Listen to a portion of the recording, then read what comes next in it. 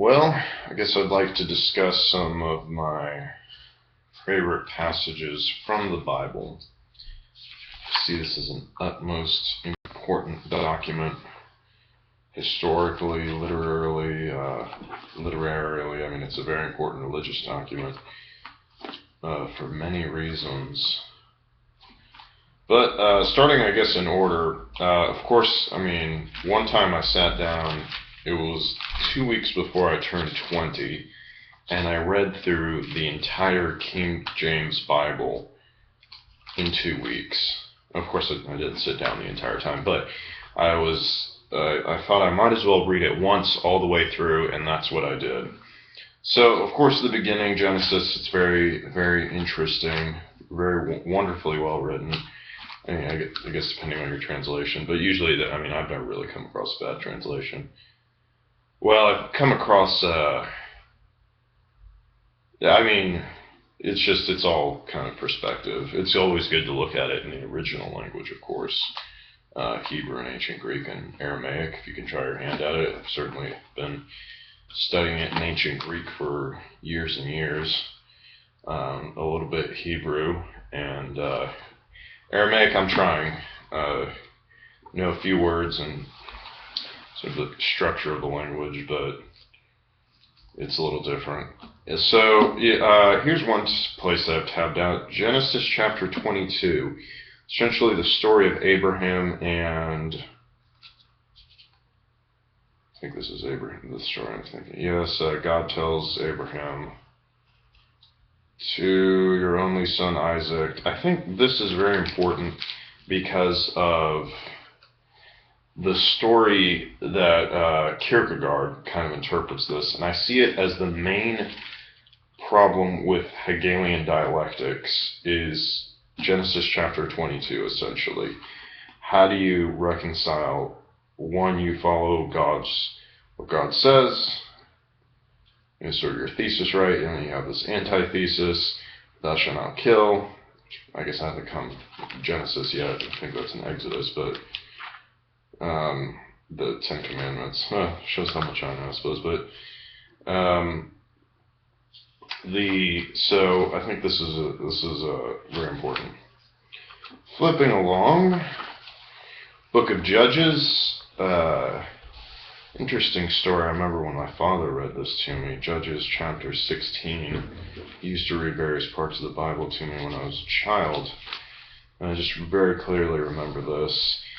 It became rather interesting to me when I was in college. I had hair, beyond halfway down my back, and I always thought the story of Samson and Delilah was kind of, I felt, you can read it literally, I suppose, that his hair gave him strength, and it's, I suppose, somewhat funny for a college kid with long hair. And it's quite serious at the same time, but the book of Job, I just tapped out the beginning. This is one of the most incredible books in the Bible. Very interesting. Very interesting. Psalms, they're all great, of course. Very interesting read in the Septuagint. Psalm 23 is my lucky number. 23, it's also, I guess, a lucky psalm for many people. The Lord is my shepherd, I shall not want.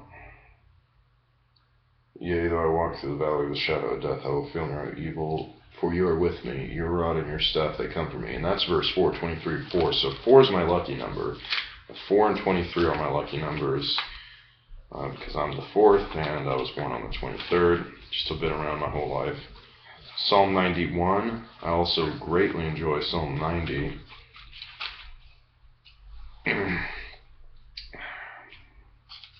I remember going through parts of the Bible in German from the Martin Luther translation and comparing them to the original Greek, and I thought that was really fun. Isaiah chapter 11, the wolf shall dwell with the lamb, the leopard shall lie down with the young goat, the calf and the young lion, and the fatling together, and a little child shall lead them. That was from Gosh, that's from a lot of things, including Buffy the Vampire Slayer, I guess, among other things. It's a quote from the first season. Ezekiel 26, 25, 26, 27. It's good if you know Pulp Fiction. It's good for other reasons too.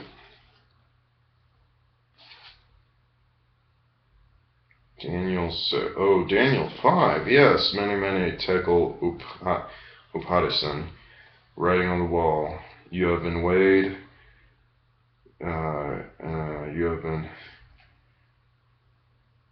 You have been weighed in the balances and found wanting. Your kingdom has been divided and given to the Medes and the Persians. You have been measured, you have been weighed, and you've been found wanting.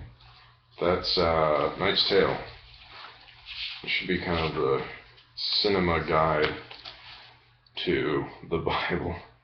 Matthew 5, I think this is the Beatitudes. Yes.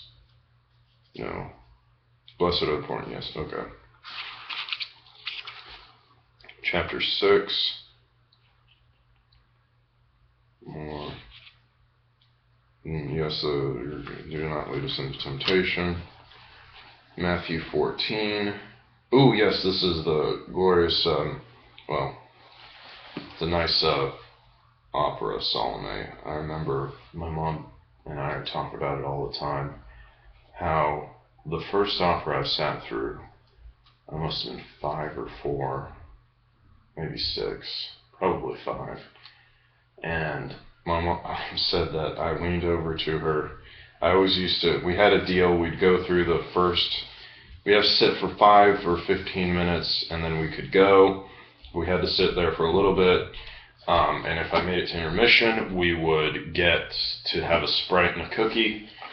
And one time I'm just sitting there and just encapsulated by this opera, and I lean over to her and I whisper, "That's not a real head." Because it's John the Baptist's head that Herod had taken off for cut off for Salome. So that was insights from a 5-year-old at the opera. I think it was a very good insight, actually, if I may say so.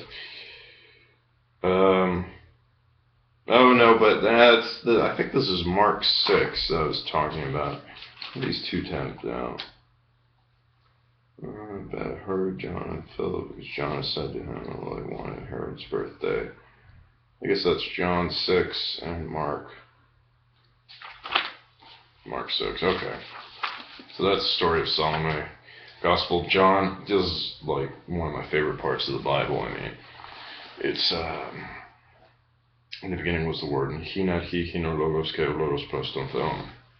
This is very Platonic. I mean that's pretty cool.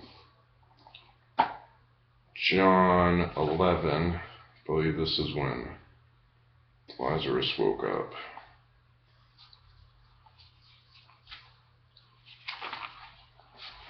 Corinthians 13, though I speak the tongues of men.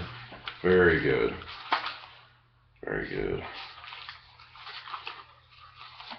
And of course Revelations, which was mentioned, I guess, in Ghostbusters, the 7th trumpet. Yeah. Well, that's one of my copies of the Bible. I like to always have a few: the Latin Vulgate, German, Greek, that is modern Greek, ancient Greek. When I say ancient Greek, I'm meaning Koine Greek, and of course German, French. Oh, a Spanish Bible, yes. It's just interesting. It's sort of an exercise in languages and literature and understanding and reading. And that's that for now.